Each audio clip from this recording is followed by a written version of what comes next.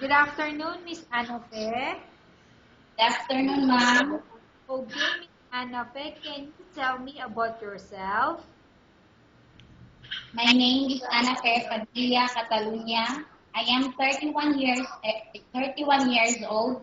I live in Porok Luz, Porok 2, Barangay 3, San Francisco, Agusan, del Sur. I have two kids. Okay, I have few questions for you to answer, so let's start.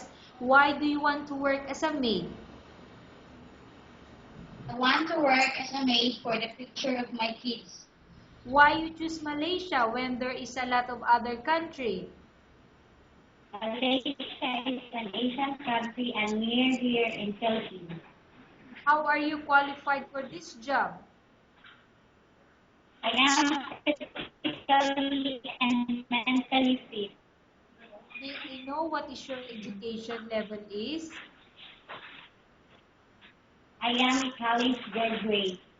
Okay, what is your recent experience? I am a full-time housekeeper.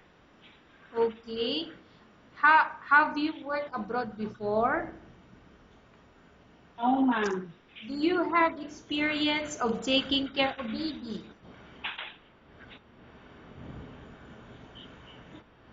Yes, ma'am. And whose baby you are taking care of? My two children. Okay. What about elder people? Do you have experience taking care of them? Yes, ma'am. And whose elder you are taking care of before, if you have the experience? My mother, How old is your mother? 65 years old. 55 years old, correct? 65. 65 years old, okay. Do you have any other special skills? Yes, ma'am. So can you tell me the special skills that you have? Manicure. Okay, other from that? Cooking. Okay. Are you willing to learn new skills? Yes, ma'am. Are you willing to work with a family where the mother-in-law or any relatives stay together? Yes, ma'am. Currently, are you still working now? No, ma'am. Do you know how to cook? Yes, ma'am. What sort of food can you cook? Filipino food. What Filipino dishes that you can cook? Adobo and tinola. Are you aware that you will have to do washing, cleaning, ironing, and cooking? Yes, ma'am. From all the house chores or household works such as cooking, ironing, and washing, or rather cleaning also, which do you like most? Cleaning, ma'am. If ever you were selected to work in Malaysia, who will take care of your kids? My sister, ma'am. Okay. You are not allowed to use handphone during working hours. Yes, ma'am. Only allowed to use handphone after you finish all the works and when going to bed. Yes, ma'am. You are strictly needed to surrender the handphone to your employer in the morning, and your employer will return back to you once you're going to bed. Yes, ma'am. If ever your employer finds out that you're abusing of using your handphone and it's affected your work performance, your employer will confiscate your handphone and you're not allowed to hold it anymore. Instead, your employer will allow you to go to your family 3 times in a month. You're only allowed to bring normal phone and you're not allowed to bring smartphone. Are you agreed for the terms and condition? Yes, ma'am. Are you agreed to the rules and regulation for the handphone? Yes, ma'am. How many years is the contract as you agreed and understand? 2 years, ma'am. Can you describe for me your ethics or your attitude? loyal, honest, and hardworking, ma'am.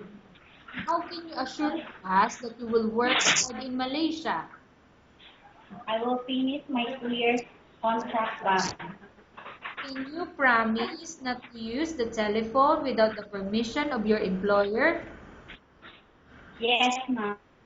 Can you promise not to put on makeup but to dress properly while work? Yes, ma'am. Can you promise not to invite friends and relatives without the consent of your employer? Yes, ma'am. Can you promise not to ask for advance salary from your employer under any circumstances? Yes, ma'am. Do you really understand of the rules and regulation of the agency? Yes, ma'am. Do you pay any placement fee for you to come to Malaysia to work as a maid? No, ma'am. Do you have any history of sickness, example, breast cancer or any other illness? No, ma'am. Do you suffer from any skin diseases, allergy, or physical defect? No, ma'am. Have you suffered from any serious illness? No, ma'am. Have you undergone any operation? No, ma'am. Are you medically fit? Yes, ma'am. Are you in any medication?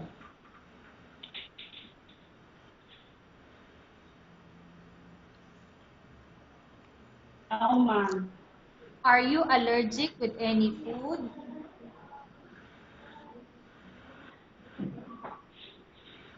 No, ma'am. Are you prepared to work for the employer of any race? Yes, ma'am. Are you prepared to eat the type of food taken by your employer? Yes, ma'am. Are you afraid of being left alone in the house? No, ma'am. Are you afraid of dogs or other pets? No, ma'am. Can you promise to work according to instructions from your employer? Yes, ma'am. Do you have any immediate family working in Malaysia? No, ma'am. Okay, Miss Anna Fair, we have finished our question section. Let's go to case study. I have a case study for you and I want you to answer me truthfully.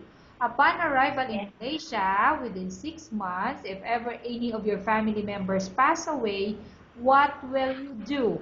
Will you continue to work till finish your contract or you will go back? I will finish my contract no matter what happens. Okay. Tell us about yourself and why do you want to work in Malaysia as domestic helper? I want to work in Malaysia as a domestic helper to earn money for the future of my kids. Okay, Miss Anafe, what do you want to tell to your employer who watching your video? Godi, ma'am. If ever you will choose me, I will do my very best to help you in your household needs. Okay, thank you very much, Miss Anafe. We will update to your agency if there's any selection made by the employer. Thank you.